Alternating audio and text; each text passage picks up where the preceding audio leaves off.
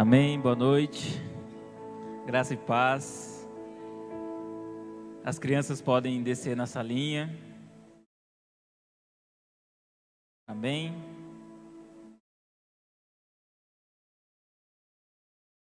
Nossa palavra hoje está lá em Mateus 5.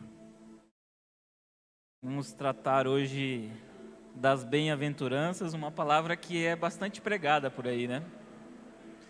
Abram suas Bíblias. E quando eu comecei a estudar para trazer a mensagem, eu lembrei da última mensagem que eu trouxe aqui, que foi sobre Tiago 1, em que basicamente o convite era para que nós deixássemos de apenas ser ouvintes, mas ser praticantes da palavra. Deixar de ser meros espectadores e passar a ouvir e viver aquilo que Deus nos direciona. Eu também falei sobre a bem-aventurança, que em Tiago fala que a tradução no original é Macários, né? Expressa algo além de felicidade.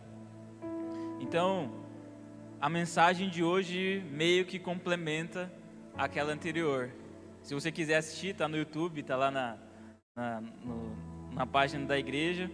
Mas hoje nós vamos tratar de outro ponto, digamos assim. Então vamos ler lá Mateus 5, a partir do versículo 1, que diz assim: Ao ver as multidões, Jesus subiu ao monte, ele assentou e os seus discípulos se aproximaram dele. Então ele passou a ensiná-los. Jesus disse: Bem-aventurados os pobres em espírito, porque deles é o reino dos céus. Bem-aventurados os que choram, porque serão consolados. Bem-aventurados os mansos, porque herdarão a terra. Bem-aventurados os que têm fome e sede de justiça, porque serão saciados. Bem-aventurados os misericordiosos, porque alcançarão a misericórdia. Bem-aventurados os limpos de coração, porque verão a Deus. Bem-aventurados os pacificadores, porque serão chamados filhos de Deus. Bem-aventurados os perseguidos por causa da justiça, porque dele é o reino dos céus. Bem-aventurados são vocês, quando por minha causa os insultarem e os perseguirem, e mentindo disserem todo o mal contra vocês. Alegrem-se e exultem, porque é grande a sua recompensa nos céus, pois assim perseguiram os profetas que viveram antes de você. Vamos orar mais uma vez. Querido Deus, Pai, agradecemos por essa noite, agradecemos, Pai, por essa mensagem. Pai, te pedimos que o Senhor conduza-nos, que abra os nossos corações, que abra o nosso entendimento, para que possamos ouvir e entender aquilo que o Senhor tem para nós nessa noite. Pai, te agradecemos pelas vidas que já estão aqui, e que esse culto, que essa noite seja exclusivamente para a sua honra e glória, Pai, para que seja a sua mensagem, que seu Espírito Santo trabalhe na vida dos teus filhos, Pai, em nome do Senhor Jesus, amém, amém. O Evangelho de Mateus, eu sempre gosto de trazer um pouco o contexto histórico em que ele foi escrito, até para a gente entender qual que era o propósito e o objetivo em que foi escrito, né? O Evangelho de Mateus foi escrito voltado majoritariamente para um contexto onde haviam fariseus, onde haviam judeus que tinham recém-convertidos ao cristianismo, que ainda viviam uma perseguição, ainda viviam um contexto onde os fariseus, judeus, perseguiam esses cristãos em razão da fé, que eles professavam em Jesus. Então, era um tempo de tensão, onde essas autoridades os perseguiam. E Mateus apresenta esse texto, apresenta o Sermão do Monte e aponta Jesus como uma espécie de novo Moisés. Jesus subiu ao monte, Moisés subiu ao monte, trouxe as tábuas das leis e apresentou isso ao povo. Jesus subiu ao monte e trouxe aos seus discípulos e à multidão o verdadeiro significado e a revelação definitiva da vontade de Deus. Então, revela o verdadeiro significado da lei e do reino de Deus. E o Sermão do Monte não é um mero discurso formal. Ele não está dizendo, é um discurso para agradar o povo. Não é um discurso para atrair pessoas. Não é um discurso para ser atraente às pessoas. Ele expressa uma mensagem intencional aos seus discípulos e à multidão. Então, apontando essas características dos discípulos, daqueles que vão compor o reino. E aqui nós podemos trazer para a nossa realidade desde já. Traz essas bem-aventuranças como características dos seus filhos e nossas características também, mas especificamente para eles. Então Jesus diz e traz essas bem-aventuranças dizendo: vocês serão felizes. Mas às vezes nós interpretamos esse texto como uma lista de pré-requisitos para sermos felizes. Olhamos para as bem-aventuranças e dizemos: para que eu seja feliz, eu preciso chorar, preciso ser pobre de espírito. E olhamos ele como uma forma de alcançar talvez essa felicidade, essa bem-aventurança com um esforço humano. Não é um checklist para alcançar a felicidade. Eu preciso olhar para as bem-aventuranças de uma forma diferente, não como uma mera cartilha, mas uma proposta e um propósito trazido por Jesus, exatamente o oposto disso. Por isso que eu disse e trouxe o contexto em que eles viviam.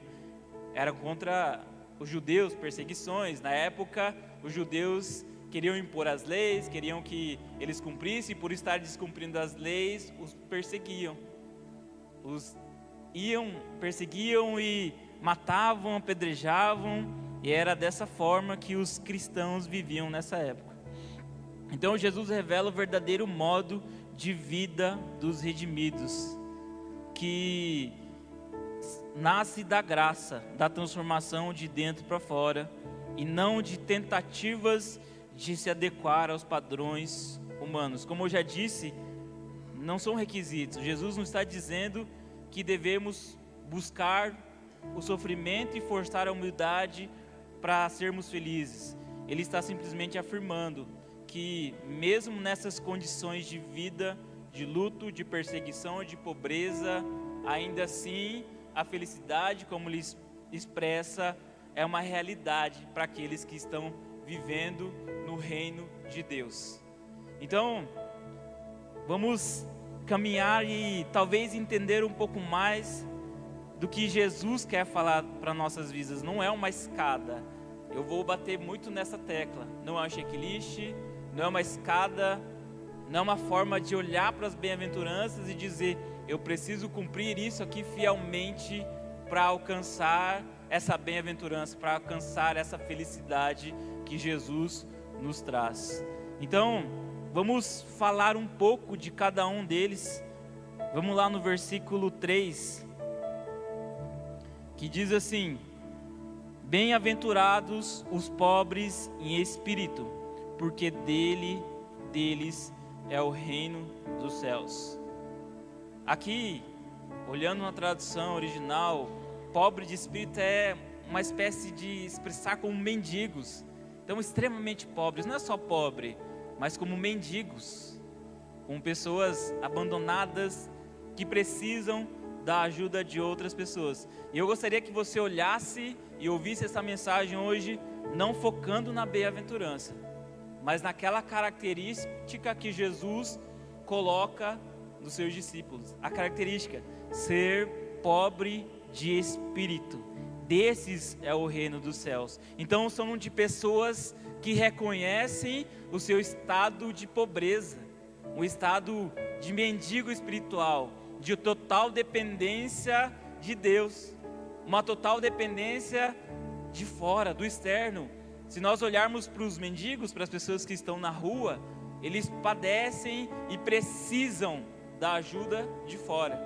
Então, essa característica de pobre de espírito apontada pelo próprio Jesus, nos coloca numa posição de eu preciso ser pobre, eu preciso ser como um mendigo e reconhecer que eu não sou autossuficiente, que eu não sou suficiente sem ter uma ajuda externa, e principalmente entender que sem o favor de Deus, sem os nossos esforços, sem o favor de Deus pelos nossos esforços, nada alcançamos. E aqui eu gosto de pregar, a Dani já falou isso uma vez, que eu gosto de pregar e fazer perguntas para que você mesmo possa refletir e pensar na mensagem de hoje. Então, já para a gente entrar nesse contexto, você tem feito esforços para tentar alcançar essa bem-aventurança? Tem se esforçado de forma braçal, com a força das suas mãos, para alcançar a felicidade? Então, achamos muitas das vezes que fazer, ouvir, ou estar aqui na igreja, ou servir, ou rezar, orar, ou usar o rezar várias vezes, ou repetir várias coisas, humanamente nos leva a viver a vontade de Deus. E será que é isso mesmo que o texto nos traz? Viver uma pobreza, ter uma pobreza de espírito é totalmente contrário disso. Lá em Isaías 66, versículo 1 e 2, expressa exatamente aquilo que eu estou querendo dizer aqui, que a mensagem se propõe. É necessário reconhecer a minha pobreza, demonstrar uma total dependência de Deus, e não pensar como eu posso construir algo para Deus, pois Ele já criou todas as coisas. Lá em Isaías 66, 1 diz assim: assim diz o Senhor, o céu é o meu trono, a terra é o meu estrado, dos meus pés, que casa então vocês poderão construir para mim?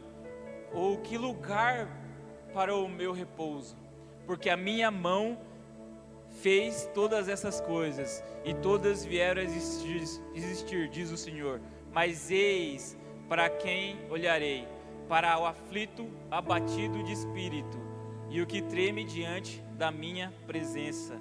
Não há casa, não há obra, não há nada que nós possamos construir para que Deus olhe para nós. Nós podemos ter o melhor templo, o melhor lugar, podemos construir uma torre, mas isso não atrai o olhar de Deus para nós. Nesse texto, nesses salmos, declara e aponta exatamente para que tipo de atitude, para que tipo de forma nós podemos atrair o olhar de Deus. Então ele diz: mas eis para quem olharei: para o aflito e abatido de espírito, e que treme diante da minha palavra. Então a pergunta que eu faço a partir dessa primeira reflexão é: o que tem impedido você de admitir a sua total dependência de Deus? Você hoje, olhe para você mesmo, pobre de espírito. Será que eu tenho sido pobre de espírito, olhando para a minha condição humana e total dependente de Deus? Ou será que eu tenho entendido que eu sou autossuficiente e posso, pelas forças da minha mão, alcançar algo, alcançar o olhar de Deus? Qual a condição você se encontra hoje? Tem uma total dependência da graça de Deus?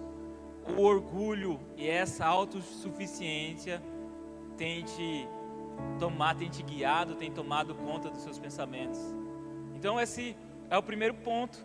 E para que a gente possa continuar e falar mais, guarde essa primeira pergunta: o que tem te impedido de admitir e viver na total dependência de Deus? Qual é a atitude? Qual é o fato? Qual é o meu ato que eu tenho disso? Eu fiz isso nessa condição, eu sou filho de Deus em razão de eu ter lido a palavra de Deus, em razão de ter feito tantas coisas, então eu mereço alguma coisa. Qual o seu pensamento? Qual a sua atitude? De que forma você tem vivido isso? Partindo para o segundo, e os Salmos também que eu acabei de ler, eu acho que eu confundi aqui, é Isaías, tá? Era Isaías que eu li, Salmos é o próximo, perdão pessoal.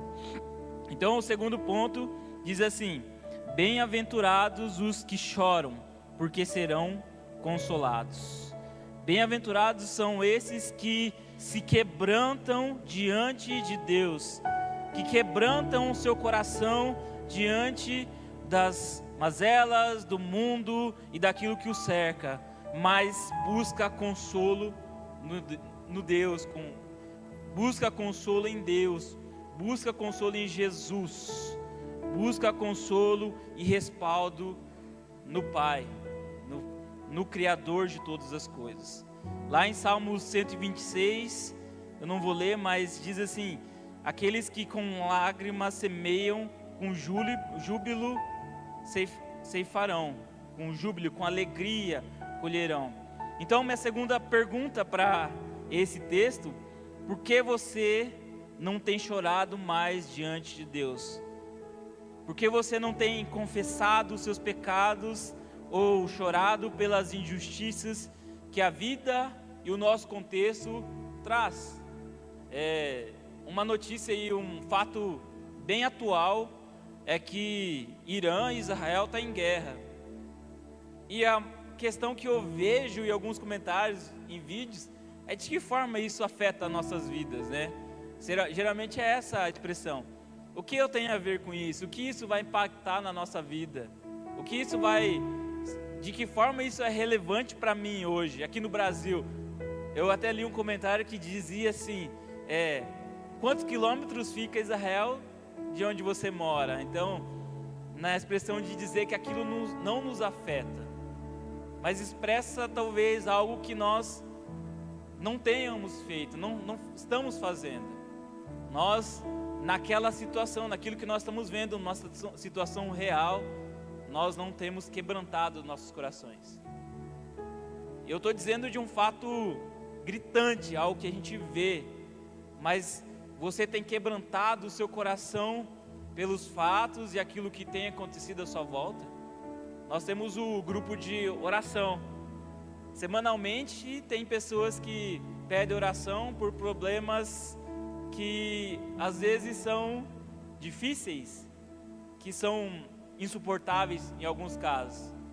Então, para esses casos, para aquilo que está ao seu redor, quantas vezes você tem chorado diante de Deus? Essa é a segunda pergunta. Já, você tem chorado? E se você não tem chorado, por que você não tem chorado?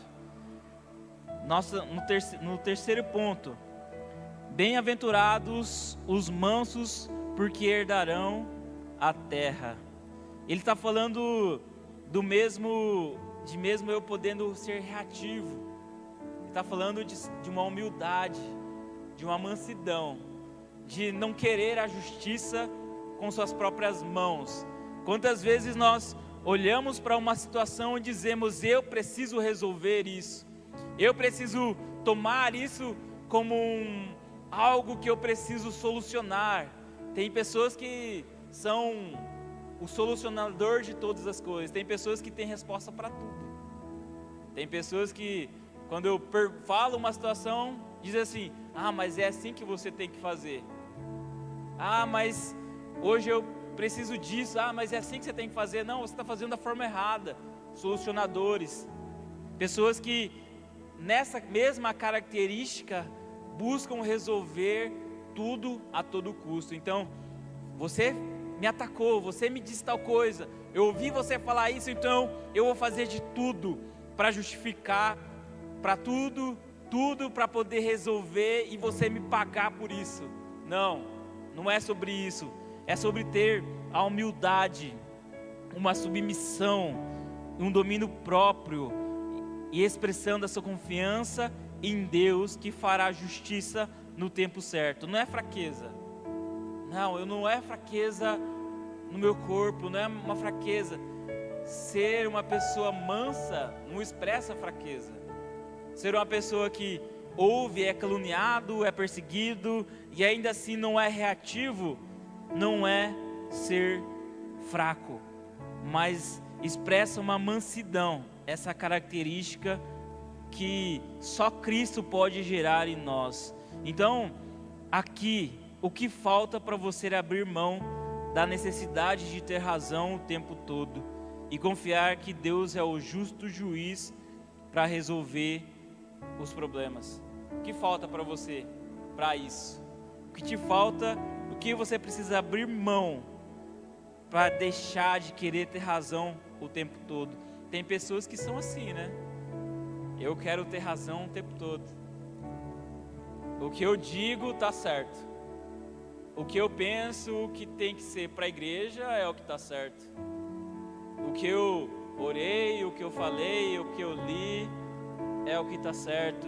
O que o fulano, o que meu irmão disse lá em casa, o que eu falei está certo. Eu tenho razão. Você não tem palavra aqui. O que eu disse e ponto.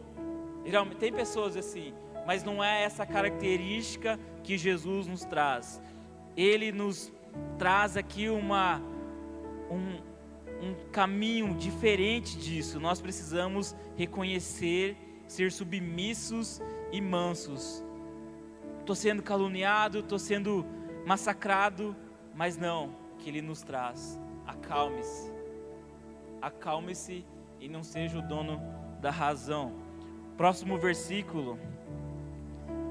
Bem-aventurados os que têm fome e sede de justiça, porque serão saciados. De justiça, né? Fome e sede de justiça.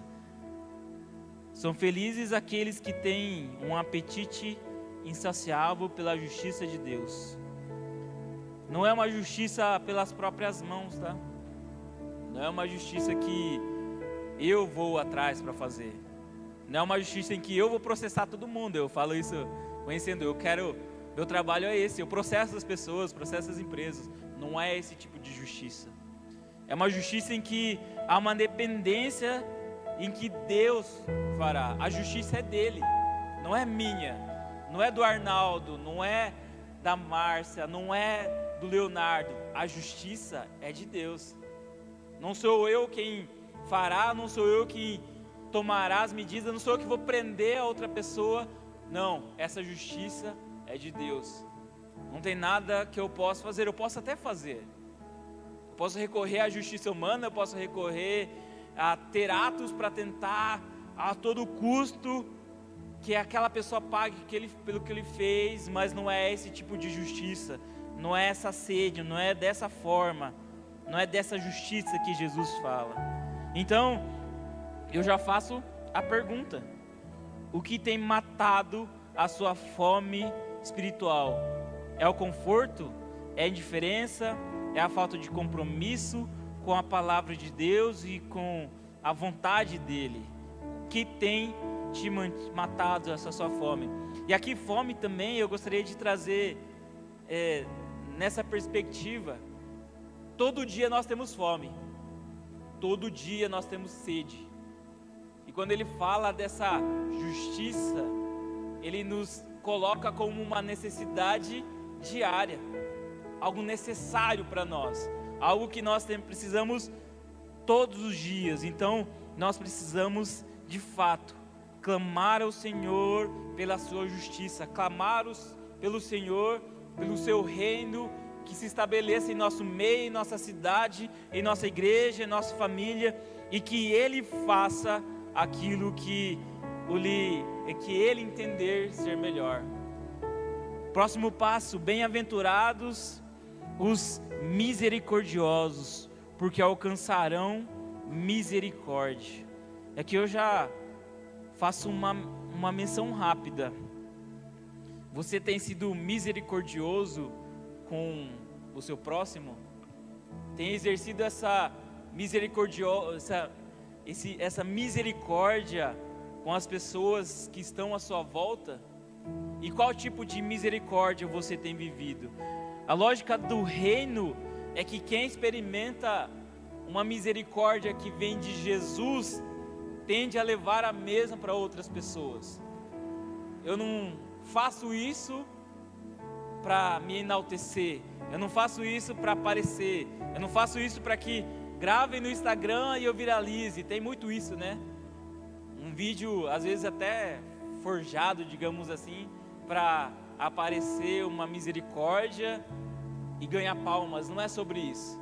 É uma misericórdia que nos alcançou, uma salvação, uma redenção trazida por Jesus Cristo para as nossas vidas, para que possamos da mesma forma exercer essa misericórdia com o próximo, com as pessoas que estão à nossa volta e aqueles que precisam da mesma misericórdia. E o que tem te impedido de ser mais misericordioso?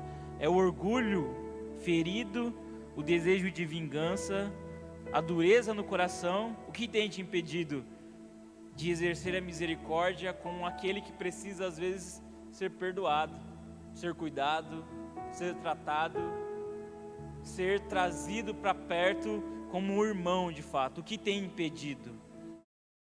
Agora vamos para a próxima bem-aventurança. Bem-aventurados os limpos de coração, porque verão a Deus. Eu gostaria de ler Salmos 24, versículo 3 e 4, que diz assim: quem subirá ao monte do Senhor? Quem há de permanecer no seu santo lugar?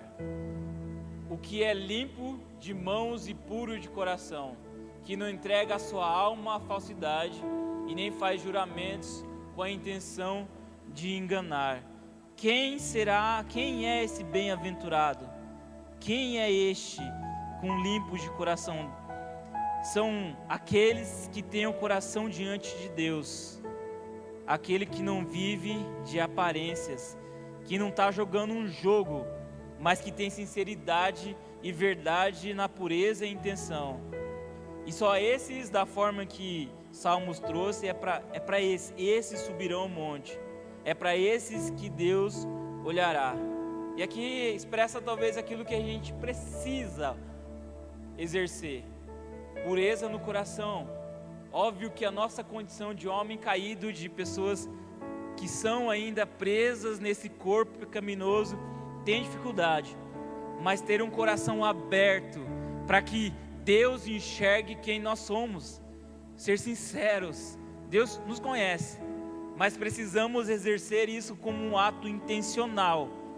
Deus, eu pequei, Deus, eu peco assim, Deus, eu estou assim, e chegar a Ele com esse coração limpo, aberto, e Ele provavelmente, Ele fará a limpeza, Ele enxergará quem nós somos e limpará quem nós somos para viver de acordo com a vontade dEle. Então, a pergunta que eu faço a partir dessa bem-aventurança: o que precisa ser limpo dentro de você hoje? Pensamentos, motivações, há pecados que precisam ser confessados? O que há dentro de você que tem te impedido os olhos de Deus, o enxergar de Deus e se chegar à presença de Deus? O que tem te impedido de fato? Pulando para o próximo, diz assim: bem-aventurados os pacificadores, porque serão chamados filhos de Deus. Bem, Jesus então está dizendo: felizes são aqueles que exercem uma função da reconciliação. Não é aquele que inflama e chama pessoas, ou quer a todo custo trazer uma moral, dizer você está certo, você está errado.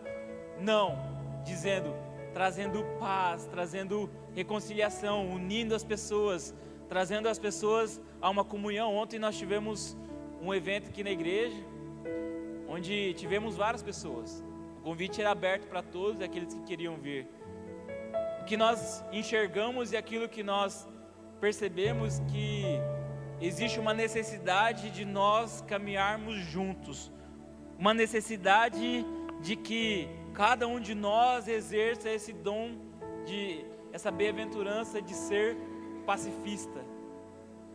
A necessidade de eu olhar para o meu irmão e dizer: nós temos um alvo em comum, nós temos um destino em comum, e nós precisamos deixar essas diferenças e viver como um corpo de Cristo de verdade. que tem uma dependência de Jesus, que é o cabeça, e nós, como corpo de Cristo, trabalharmos juntos e continuar essa jornada como de fato deveríamos ser, uma igreja, não o templo, não o lugar, mas as pessoas sendo pacifistas, olhando para um, olhando para outro, dizer: vamos nos acalmar, vamos olhar para um alvo, vamos olhar para um único objetivo, que é Deus, que é o Evangelho, que é Jesus, e viver de forma pacifista, viver essa paz que Jesus nos promete. O que está te impedindo de ser um pacificador? O que está impedindo de você, às vezes, de olhar para uma situação e buscar essa paz entre esse dilema, digamos assim? O que tem te impedido? É o orgulho, o medo de se envolver, o medo de ser afetado, uma falta de perdão? O que tem feito? O que tem te impedido de exercer essa bem-aventurança? O que tem te impedido? Então, passando agora para o próximo: bem-aventurados os perseguidos por causa da justiça. Jesus está dizendo: felizes são aqueles que pagam o preço de serem fiéis, porque enfrentam críticas, rejeição e até perseguição, mas permanecem firmes na justiça de Deus, porque o reino dos céus já é dele. E aqui eu gosto muito de lembrar algo que talvez nós não estamos nos lembrando todos os dias. As perseguições, os problemas, aquilo que nós vivemos hoje são coisas temporárias. Hoje eu posso estar chorando, posso estar brigado, posso estar revoltado com alguém ou com alguma situação, mas isso é algo que fica aqui. E nós precisamos olhar como pessoas que olham para além daqui. Precisamos olhar para a eternidade, como pessoas do reino dos céus, sabendo que esses problemas, essas perseguições, essas coisas que nos afetam são temporárias, e comparado à eternidade não é nada. Então a pergunta que eu faço: o que falta para você abraçar com coragem o chamado de viver com fidelidade, mesmo que isso te traga rejeição e perseguição? Não é a nossa realidade ser perseguido, tá? Não é a nossa realidade estar em perseguição, da mesma forma que o povo de Israel é perseguido. Não é da mesma forma que os cristãos são perseguidos pelos iranianos, mas agora eu não lembro qual que é a palavra, mas não é da mesma forma que as pessoas são perseguidas lá no Oriente. Nós não vivemos esse tipo de perseguição aqui. Existe uma agenda que talvez queira quebrar os padrões dos cristãos, quebrar os padrões dos princípios, mas não é de fato uma perseguição. É uma perseguição velada que nos afeta no nosso dia, que muda a cultura, que muda essas coisas, mas não é uma perseguição de morte, de vida, não é esse tipo de perseguição. Então, nós não vivemos isso, mas podemos viver, pode acontecer, e provavelmente vai acontecer. Então, bem-aventurados esses que são perseguidos. E o que eu digo para vocês hoje, e repito a pergunta: o que falta para você abraçar com coragem o chamado de viver com fidelidade, mesmo que isso faça você viver fora dos padrões do mundo, fora dos padrões dos seus amigos? O que tem te impedido? Então, as bem-aventuranças não são cartilhas, não é algo para você seguir, mas nós podemos olhar para essa palavra, para essas bem-aventuranças, como um retrato do caráter do cristão, daqueles que foram chamados para viver e exercer a vida no reino, a vida como cristãos. Então Jesus, ele está declarando como são as pessoas transformadas, e sendo o retrato desses, uma mudança promovida não por cumprir essas listas, não por cumprir requisitos, não por cumprir uma lei, mas uma transformação trazida de Deus, de dentro para fora. Talvez ao ouvir cada uma dessas perguntas que eu fiz, você tenha percebido que talvez falta ser moldado ainda algo dentro de você. E a ideia da mensagem é de fato essa.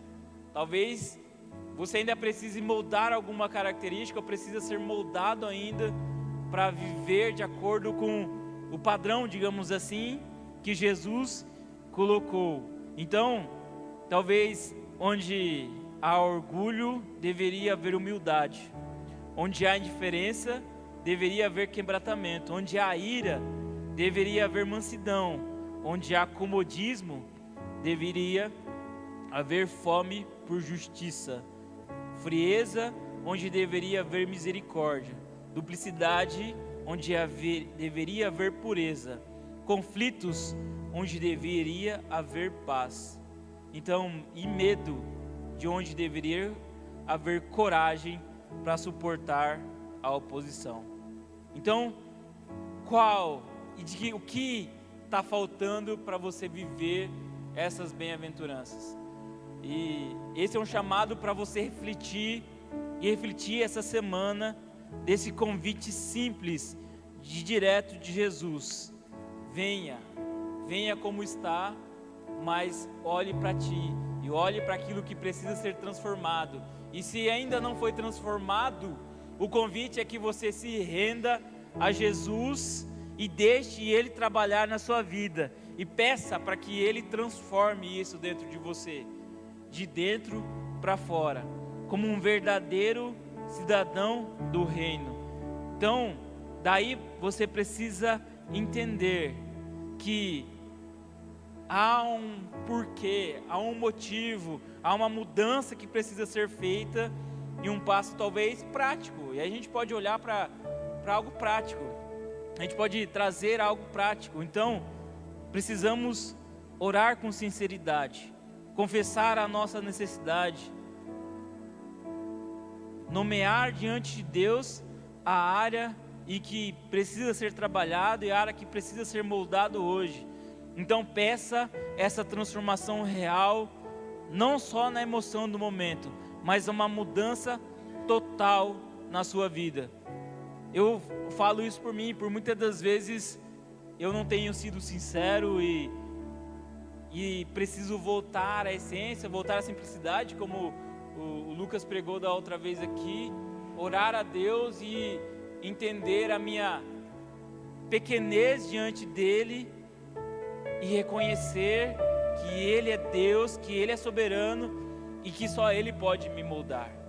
E da mesma forma, dessas bem-aventuranças trazidas aqui hoje, talvez você não tenha força para moldar e mudar quem você é, não no próprio braço, não na própria mão, mas você pode clamar e pedir a Deus que transforme você, para que você exerça essas bem-aventuranças, para que você viva como Ele disse que nós deveríamos viver.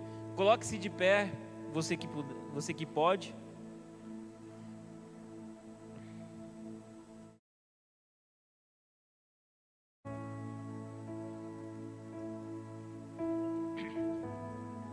O convite então para você essa noite é que se quebrante e que olhe para dentro de si e enxergue o que você precisa ainda ser mudado para alcançar o caráter do cristão, o caráter transformado, um caráter redimido, e parar de tentar resolver as coisas na força do seu braço, e parar de olhar para uma situação e dizer: eu tenho razão nisso, e tem que ser assim.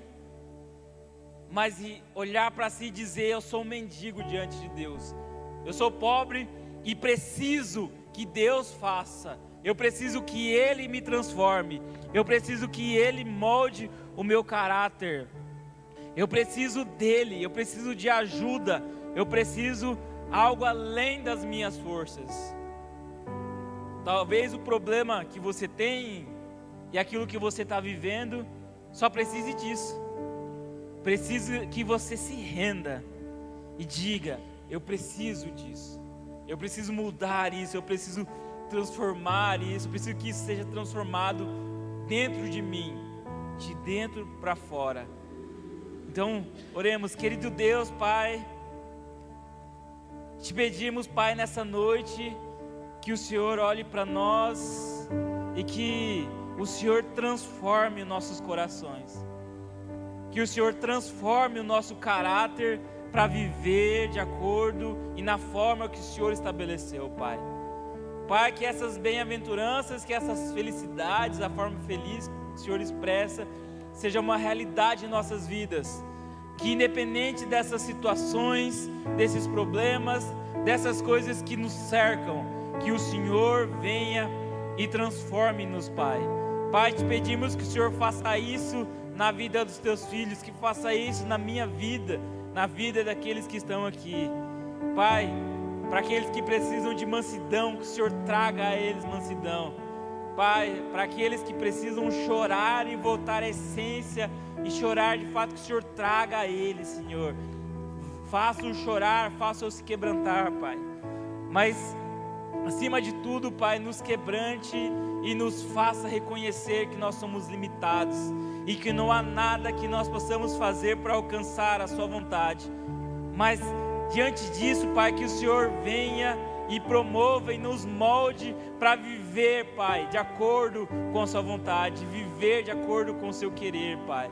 Pai, que nós pedimos também, em especial essa igreja, as pessoas que estão aqui, Pai, que nós possamos ser uma igreja que viva a vontade de Deus, que viva de fato o que o Senhor quer que vivamos, que não seja por esforço, Pai, que nós não estejamos esforçados a alcançar números, mas viver a vontade de Deus plenamente, e viver como o Senhor manda que vivamos, Pai, como filhos unidos, Pai, com humildade, como um corpo verdadeiro, Pai.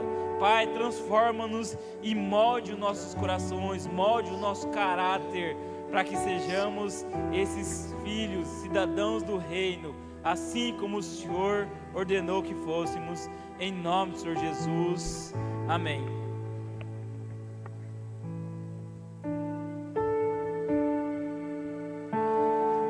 Abre os meus ouvidos